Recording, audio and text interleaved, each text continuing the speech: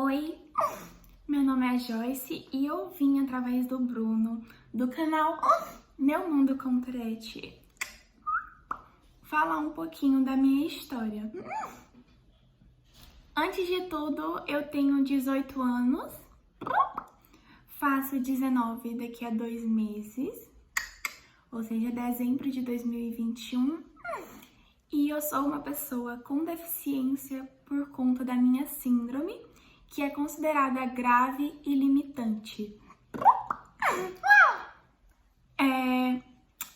Eu tive um processo de diagnóstico bem tardio e bem complicado, pois quando eu tinha 8 anos, eu já apresentava tics, mas eles eram totalmente imperceptíveis e situacionais, como por exemplo, quando eu ficava muito nervosa, eu piscava só um olho, e tinha momentos que eu piscava mesmo sem estar nervosa, como por exemplo, o pai de uma amiga minha me chamava de pisca-pisca por conta desse tique, mas nunca foi um problema para mim e para minha família para a gente procurar um diagnóstico, né? Até porque nessa época eu nunca tinha escutado falar sobre síndrome de Tourette, muito menos os meus pais. E eram poucos, né? Não eram tão limitantes.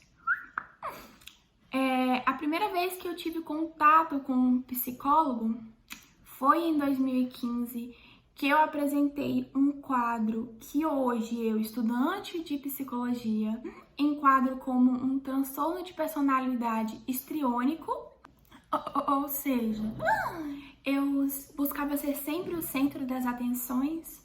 Apesar de ser manipuladora, eu também era muito facilmente influenciada. Tinha mudanças de humor muito drásticas e era muito emotiva. A gente não levou muito adiante com esse tratamento. Eu fiz 4, no máximo 5 consultas com uma psicóloga, mas na época ainda era muito tabu essa história de psicólogo, então acabei nem seguindo em frente. Em 2018, eu comecei a apresentar um quadro ansiolítico e muita dificuldade escolar. Eu tinha dificuldade de entender o óbvio, eu era facilmente distraída e não conseguia prestar atenção, né? Foi então que eu comecei um tratamento com uma psicóloga. Ela desconfiou de dislexia e TDAH, mas fui a uma neuropsicóloga que faz uma avaliação, uma bateria de exames, e nessa bateria de exames dizia que eu não tinha TDAH e por outros motivos analisados eu não tinha dislexia também. Eu lembro que ainda esse ano, né, de 2018, nessa dificuldade, eu cheguei a falar com a psicopedagoga da minha escola para fazer uma prova em sala separada, porque tudo e todas as pessoas eram muito estimulantes para mim, que acabavam fazendo com que eu não conseguisse prestar atenção, focar e fazer a prova. Eu lembro da psicopedagoga falar assim: você não tem diagnóstico, você não precisa, e não deixar eu fazer.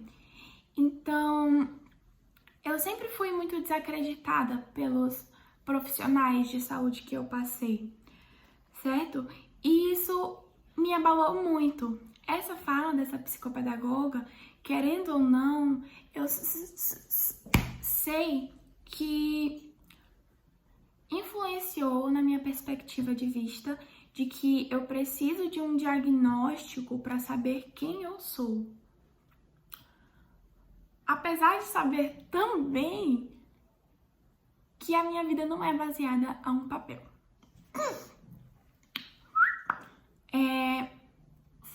Foi se passando, continuei com a psicóloga me tratando da ansiedade e nessa época eu já sabia que eu tinha TOC, transtorno obsessivo compulsivo, mas nunca cheguei a tratar medicamentoso, certo?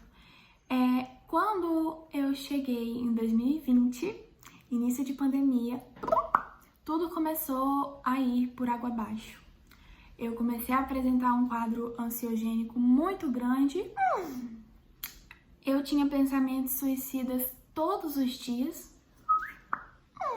E o TOC, que antes eu conseguia sobreviver, também estava começando a ser limitante na minha vida. Então, fui ao psiquiatra. Ele receitou medicamentos para ajudar na depressão, na ansiedade e no TOC. E fui seguindo a minha vida. Ainda em 2020 eu passei por processos traumáticos e que foram gatilhos para mim. Então, eu comecei a desenvolver os meus tics, que antes eram imperceptíveis, como estralar os dedos ou revirar os olhos, e muito raramente eu me batia, começaram a ser mais perceptíveis para outras pessoas.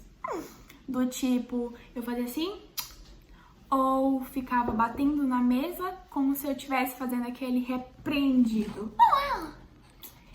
E em 2021, eu era totalmente perceptível. Todo mundo ao meu redor conseguia claramente ver que eu tinha tics. Foi então que a gente procurou um neurologista e fizemos exames como ressonância magnética, fizemos eletroencefalograma e até mesmo fizemos um exame de sangue que identifica PANDAS, que é uma infecção por bactéria ou é vírus, se não me engano, que pode causar tics. O meu primeiro neurologista, eu fui em 3, ele era através do plano e o meu pai queria buscar um neurologista renomado. Então eu fui no melhor neurologista e psiquiatra da minha cidade e após ele me analisar, ele disse que era só psicológico. E isso foi desgastante pra mim, porque eu queria entender o que acontecia comigo e tics psicológicos quando eu já estava tratando a minha ansiedade e depressão e TOC. E eu sabia que de mais fundo do poço eu já tinha vindo. Eu não conseguia acreditar que tudo isso que estava acontecendo comigo era psicológico. E nem mesmo o meu psicólogo, que era novo na época. Indignado como eu, ele aplicou uma avaliação psicodiagnóstico miocinética através do instrumento PMK. E nessa avaliação é possível identificar uma alteração no meu cérebro esquerdo, do lado esquerdo, no caso. E isso significa que eu tenho alterações cognitivas voltadas para a inteligência, para a razão e essas coisas. Ou seja, eu podia identificar ali o TDAH e a Tourette, ou seja, não era psicológico.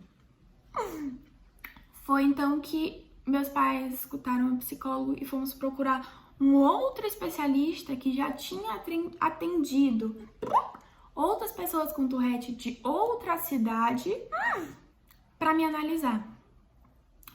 Foi então que ele olhou todos os meus exames que eu tinha, olhou a carta do meu psicólogo e nesse momento ele me diagnosticou com TDAH e Tourette. O mais engraçado foi que a gente nem chegou a mencionar a palavra TDAH. Ele me analisando,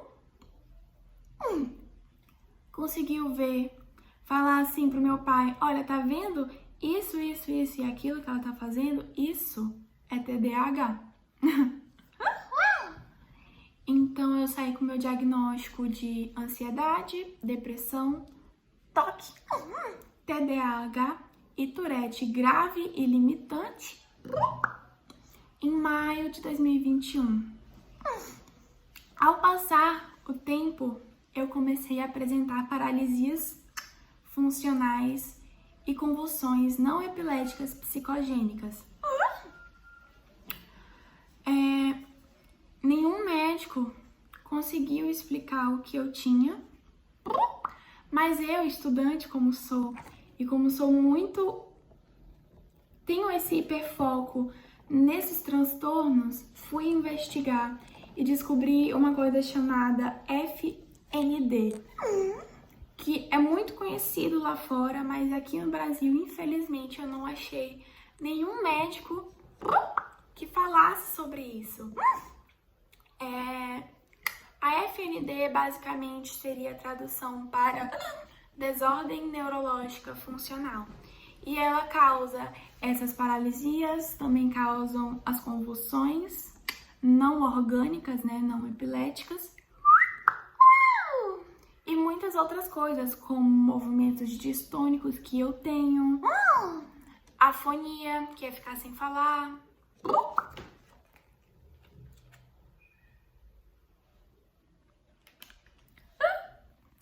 e coisas do tipo. Então, eu me identifiquei bastante com esse quadro. Mas não vou dizer por aí que tenho, pois não sou médica capaz de me diagnosticar. Mas se você for um médico que tá me escutando e por acaso conhece a FND, por favor, entre em contato comigo, pois eu tenho muita curiosidade em tirar bastante dúvidas. Depois de ter explicado um pouquinho sobre o meu processo diagnóstico, eu quero falar um pouquinho de dificuldades de convivência que eu tive.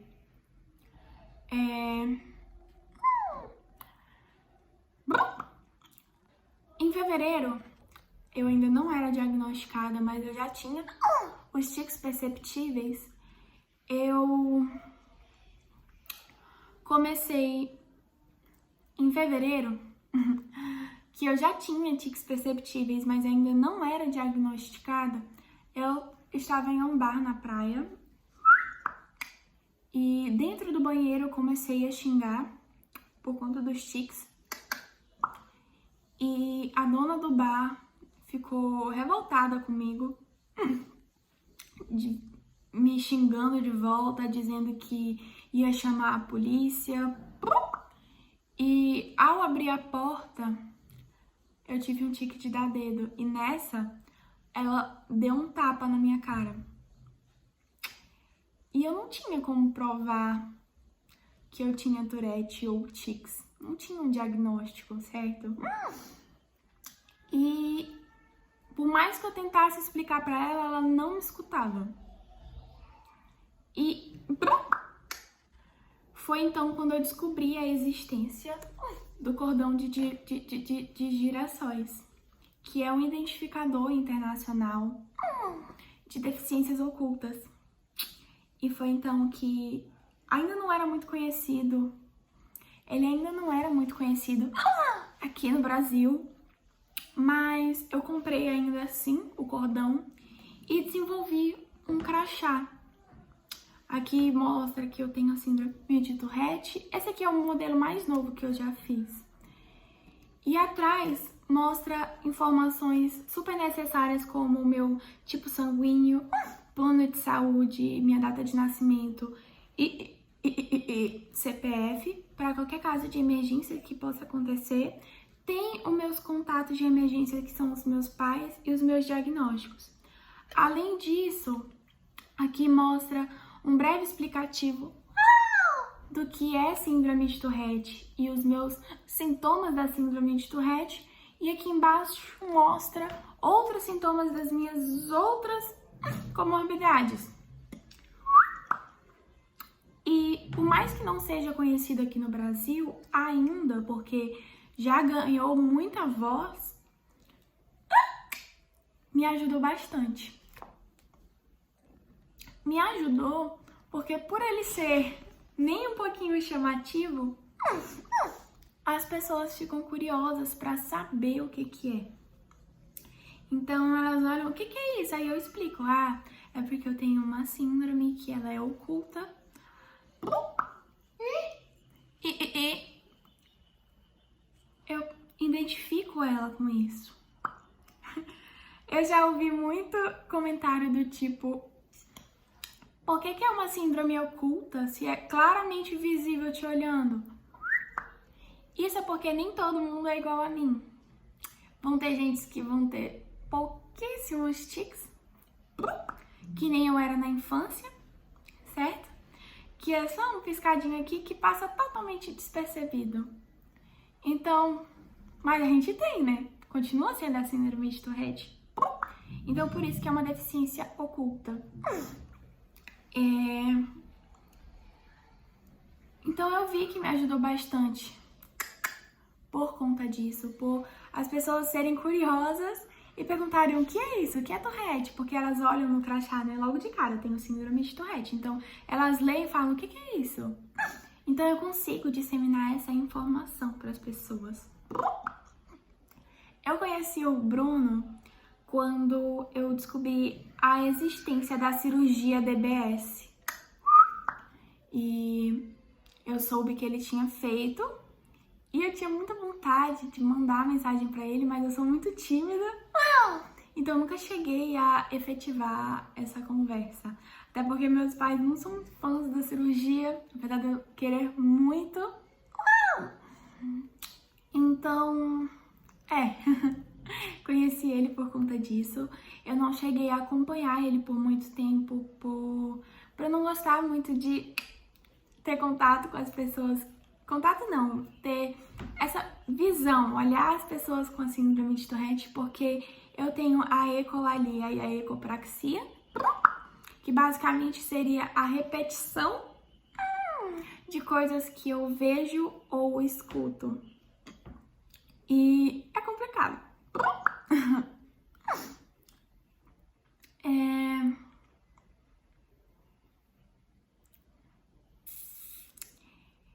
Eu tenho muita vontade em fazer a cirurgia, porque, como eu disse, a minha síndrome foi considerada grave e limitante. E eu já tentei todo tipo de medicamento, praticamente. Já tomei antipsicóticos, anticonvulsionantes, antiepiléticos, ansiolíticos, o remédio da pressão que ajuda bastante. Já tomei o canabidiol, fiz psicoterapia TCC, já usei esse aparelho aqui, ó, que é um estudo nos Estados Unidos que ajuda. Ele coloca na boca e consegue distrair os tics. Teoricamente era para diminuir, mas eu confesso que ele aumentou os meus tiques, só que ao aumentar os meus tiques, eles foram direcionados para minha boca. Então eu fico o tempo todo mordendo ele. Então eu tenho muita vontade em fazer a cirurgia, mas eu confesso que fico muito receosa também, porque eu sei que ela não é uma cura e não é garantia de que vai diminuir. E eu já ouvi relatos de que algumas pessoas que fizeram a cirurgia aumentaram os tiques, então eu fico muito receosa, mas eu continuo tendo muita vontade. Como eu disse, eu sou aluna de psicologia.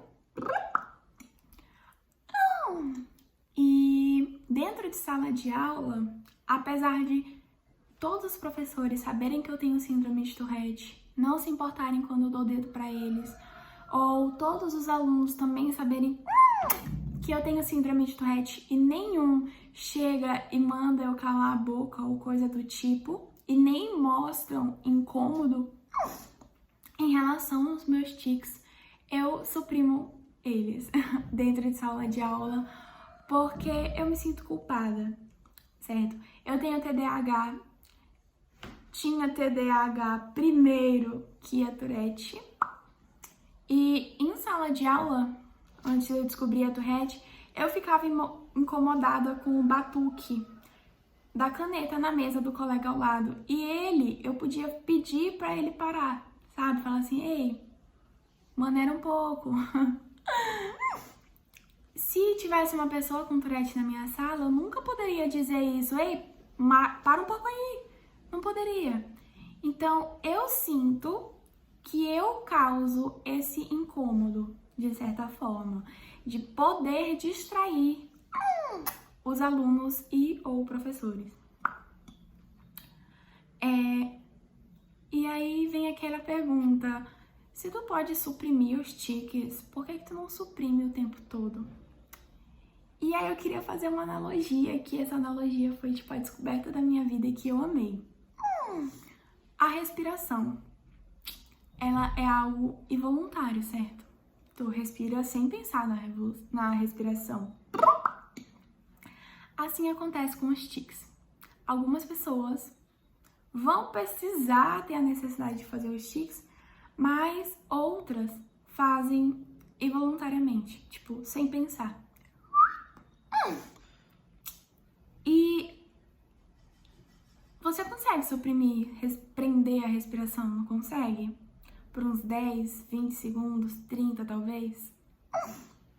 Mas, pensa comigo, a partir do momento que tu prende a tua respiração e o tempo vai passando,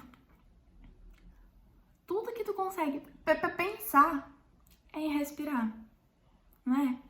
Tu fica com falta, tipo, meu Deus, preciso respirar, preciso soltar o ar, eu preciso puxar o ar. E isso também acontece com os tiques. Quanto mais a gente prende, mais a gente só consegue pensar nisso.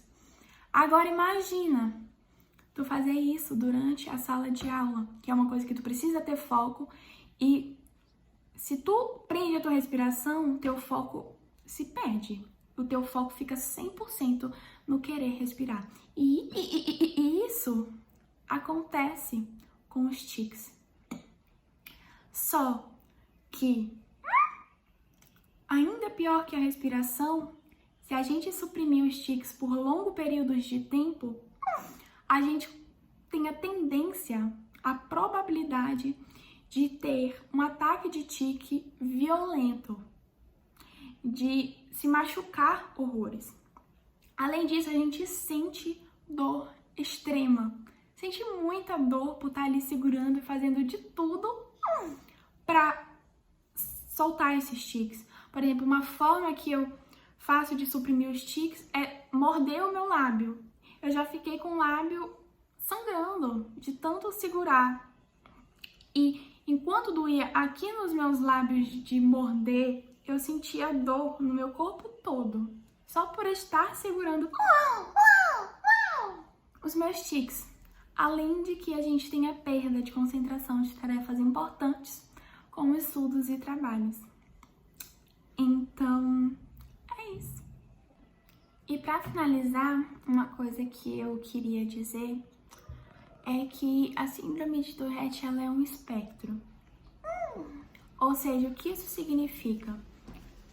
É que todos vão ter tiques. Tiques motores e vocais. Sim, certo. Isso é fato. Mas existem milhares de tipos de tiques. Coprolalia, ecolalia, ecopraxia, palialia. E nem todos vão ter todos. Então não existe um modelo certo de que essa pessoa tem realmente Tourette. Ou essa pessoa que não tem Tourette porque ela não fez isso que essa pessoa fez. Ok? Espectro é basicamente diversidade. É uma vasta possibilidade de maneiras de se expressar. Então, não julgue uma pessoa Se ela diz que tem Tourette, acredite até o momento de que possa ou não a máscara cair. Não julgue as pessoas pelo que vocês não estudaram e não sabem.